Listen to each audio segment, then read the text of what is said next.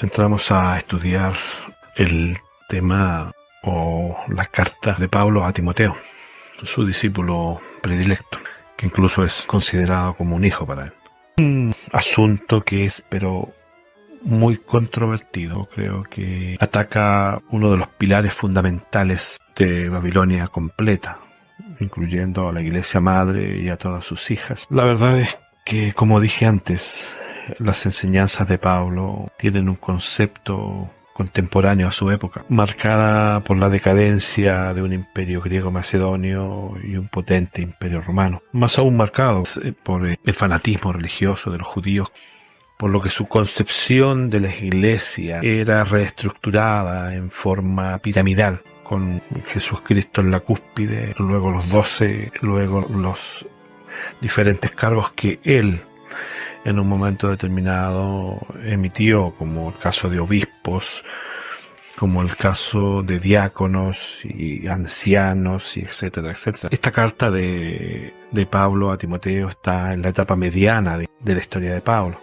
Ya vimos anteriormente que en las últimas cartas, ya cercano a su muerte, porque algún presentimiento habría de tener, había cambiado un poco su discurso, era un poco más profético, era un poco más juicioso, era un poco más analítico, un poco más suave en cuanto al juicio con el resto de las personas. Pero acá todavía quedaban vestigios del perseguidor, del estructurado mentalmente, y nos podemos dar cuenta de que, contradictoriamente a lo que debemos suponer, un periodo de tranquilidad histórica, por decirlo así. Porque ordenar que se instauren iglesias como las que él instauró, debo decir que lamentablemente es contradictorio incluso al mensaje de Cristo. Cristo en ningún momento ordenó instaurar iglesias. Jesucristo ordenó predicar un evangelio, anunciar las buenas nuevas.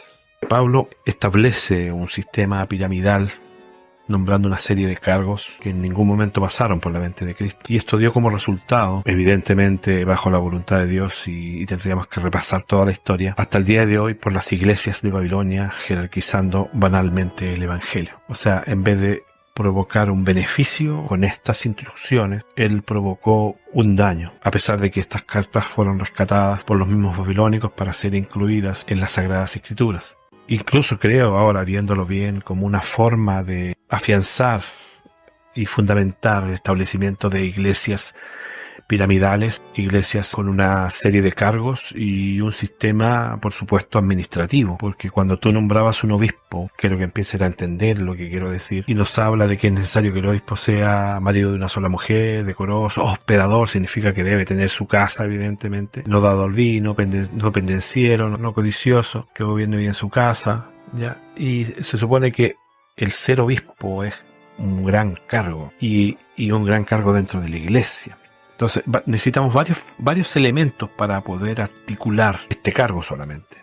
Necesitamos una iglesia y unas iglesias, porque los obispos no solamente tienen una iglesia, y que estas iglesias estén funcionando con una base de público, con una cantidad de ingresos para poder mantener estas iglesias, y que a su vez esas iglesias se reporten al obispado. Evidentemente ya empezamos a jerarquizar el asunto y se empieza a crear un problema. Ante imperios como el romano, o como cualquiera que ha habido en el mundo, como incluso el que existe hoy día, tú no puedes ponerte a diseminar iglesias sin un orden institucional de gobiernos humanos, de imperios. O sea, al imperio romano no se le podía obviar la instauración de estos templos y de estos lugares de adoración, más aún si comenzaban a crecer en público. Digo esto porque Pablo no consideró dos aspectos que fueron y serán relevantes en el establecimiento de la iglesia espiritual de Jesucristo, a la que pertenecemos. La iglesia no sería nunca parte de este mundo, y eso lo está obviando Pablo lamentablemente, y de hecho el andamiaje que trató de instalar Pablo, escuchen bien, desapareció posteriormente a su muerte, incluso con la horrenda persecución que inició el emperador romano Nerón en el año 61, siendo una de las primeras víctimas Pablo. Después de quemar Roma, culpó a los ya conocidos cristianos. Entonces parece contradictorio que se ordene establecer una jerarquía eclesiástica que es antifugas. ¿Por qué digo antifugas? porque no vas a salir arrancando con una iglesia material, una estructura, con un sitio, con un terreno, con una edificación. Ahora, en el exilio y en el anonimato o en la clandestinidad, es insostenible esa jerarquía de poder y esa jerarquía de orden muy ciudadano, digamos, una familia bien constituida, con una bonita casita y con esposa bien amorosa, atendiendo a los que vienen y recibiendo los diezmos y los dineros y administrando una iglesia, tal como ocurre hoy en Babilonia. En una persecución tan grotesca como la que ocurrió hoy, basta que lean la historia de lo que hizo Nerón con los cristianos. Él fue el que empezó a tirar a los cristianos a los leones y a quemarlos vivos. Evidentemente es muy contradictorio que un hombre de Dios no haya vislumbrado eso. Por otro lado, una estructura así requiere de una infraestructura como templos, como dije, como sedes regionales, centrales y administración de bienes, lo que trae una corrupción espiritual natural, es una fornicación, ya que por lógica el establecer una iglesia física con templos que están ocupando un territorio físico de un imperio tan audaz y tan quisquilloso como el romano, quedas inmediatamente bajo la supervisión de un gobierno terrenal, lo que nos lleva a relaciones políticas lógicas que van a incluir permisos y ciertos beneficios y ciertas complacencias, y por lógica injerencias de ambos sentidos. La autoridad querrá mantener controlado a este grupo, más si aún crece en número, y el que esté encargado, ya sea obispo o pastor o lo que sea, como quiera nombrarse, tendrá que solicitar ciertos favores en cuanto a la construcción y en cuanto a algunos actos de protección, por decirlo, contra robos o contra otros movimientos más marginales y conflictos sociales, dando la libertad espiritual a la iglesia en sí misma y a la libertad de los dirigentes para hacer críticas y también, por supuesto, esclavizando a los asistentes. Por lo tanto, muchos van a romperse las ropas ahora al decir, este está atacando a Pablo. Pero lamentablemente, hermanos, es la verdad. Lamentablemente existe el análisis contextual de ver el asunto en la forma histórica, en la forma contemporánea, cómo están sucediendo los hechos, en la forma teológica y en la forma profética. Pablo es un tipo que deja ver su terrenalidad y que me perdone si estuviese consciente Pablo, que su cierto grado de conocimiento al respecto. Porque Cristo había dicho, nosotros, y está hablando de la manada pequeña, está hablando de los escogidos, incluso lamentándose en el libro de Juan respecto a sus hermanos, que esos hermanos no iban a ser parte de este mundo, que esos hermanos no iban a recibir una aceptación en este mundo, que esos hermanos iban a ser aborrecidos en este mundo. Es importante que entendamos gran parte de lo que nos escribe Juan en su evangelio, que es el más cercano a Cristo. Creo que debo ser objetivo, tiene una discriminación teológica, pero si ustedes se dan cuenta, la gran mayoría de las iglesias son paulistas. Y digo paulistas porque se apoyan teológicamente en un 99% en Pablo, más aún cuando les conviene hacerlo. Pero para mí el personaje más importante teológicamente de lo que se llama el Nuevo Testamento es Juan. Es el único que hace el inicio de un evangelio en forma distinta, hablándonos del verbo. Mencione tantas veces el yo soy durante su relato. Es el único que nos hace presentes que en la detención de Cristo, cuando Él menciona la palabra yo soy, estas tropas caen al suelo. Y es el único que nos da el conocimiento de lo que dijo Cristo respecto a la relación que existe entre nosotros y el mundo organizado como una maquinaria engrasada. Dice, si el mundo os aborrece, sabed que a mí me ha aborrecido antes que vosotros. Si fuerais del mundo, el mundo amaría lo suyo, porque no sois del mundo. Antes yo os elegí del mundo, por eso el mundo os aborrece, de que en este mundo no tendremos parte. Nosotros somos amados por el Padre y debemos ser protegidos de este mundo.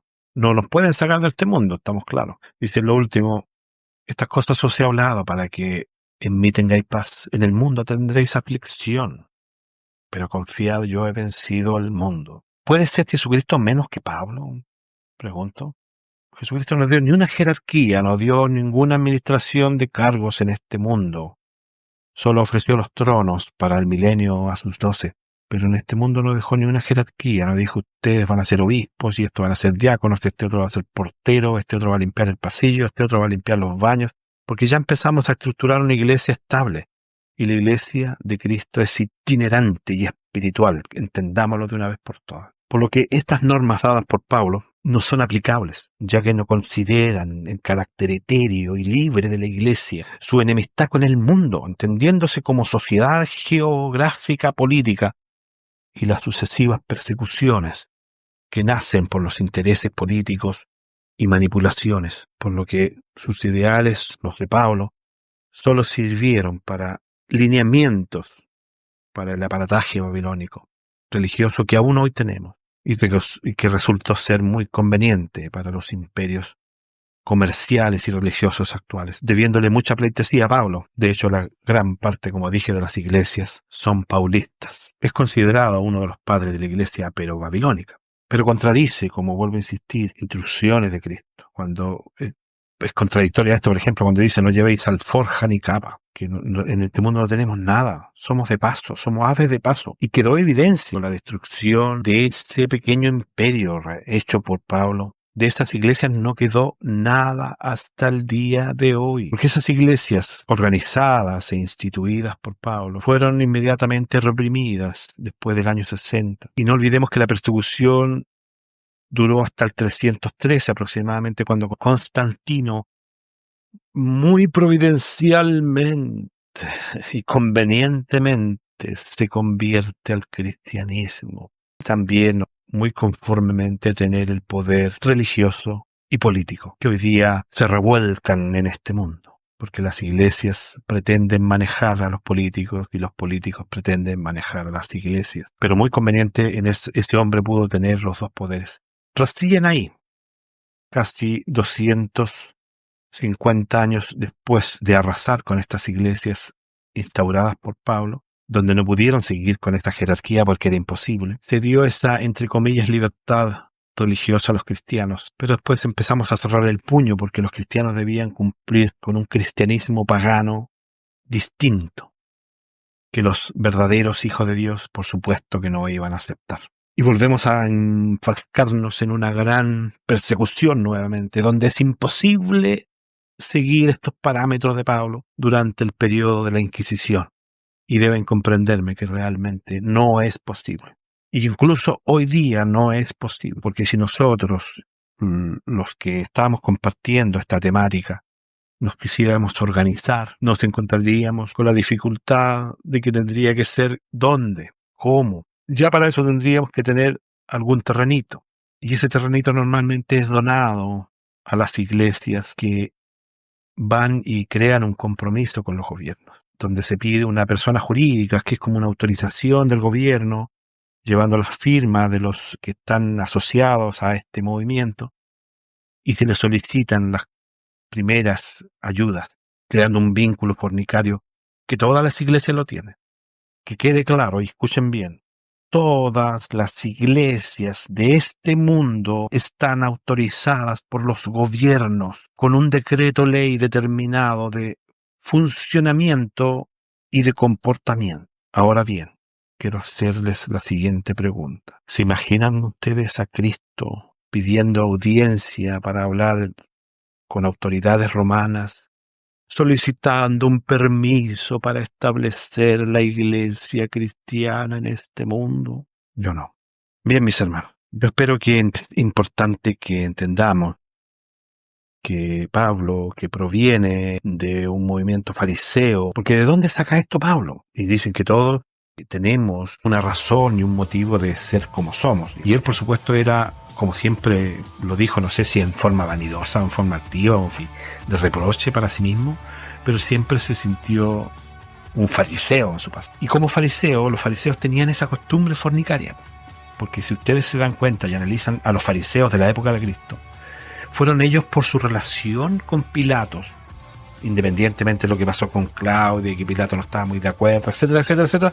Pero ellos era muy fácil llegar a Pilatos y decirle bla, bla, bla, bla, sabe que queremos que elimine a este hombre porque nos está haciendo problemas, y ser insidiosos, porque había una relación entre el imperio y la iglesia, entre comillas, que en esa época era el judaísmo.